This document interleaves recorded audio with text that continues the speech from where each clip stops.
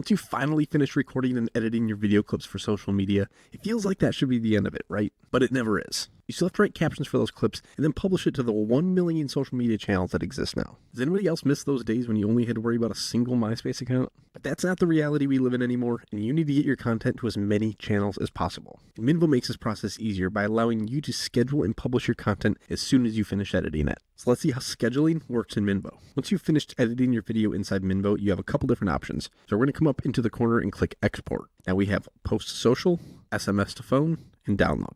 So as we want to schedule this out to various platforms, we're going to click Post to Social. Next, come down to the side and click the channel that you want to schedule to. If your social channels aren't connected to Minvo yet, I'll put a link to a playlist down in the description that has videos walking you through how to connect each of your social media accounts. Now, depending on the account you have selected, you're going to have a few different options. So here we want to schedule to TikTok. So we're going to select our privacy level to everyone.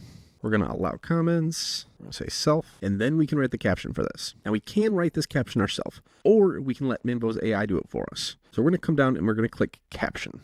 And you can see Minvo getting hard to work writing our caption. And already we have our caption here ready to go with a few hashtags related to that video as well. And just remember, you can always regenerate or edit the caption in here if you wanted to add to it, maybe remove some pieces. But for the sake of this video, we're just going to click schedule to TikTok. Now you just have to select the day you want to schedule it to, choose a time from one of the recommended times here on the list, or set your own time and click schedule. So let's say you've already scheduled this post and for whatever reason you need to unschedule it. Maybe you made edits to your video. Maybe you want to change the date that's actually scheduled on. We can do that directly in Minvo as well. So we're going to head back to the main Minvo dashboard. And at the top of the page, we're going to click social. And this is your content calendar with everything that you scheduled inside Minvo.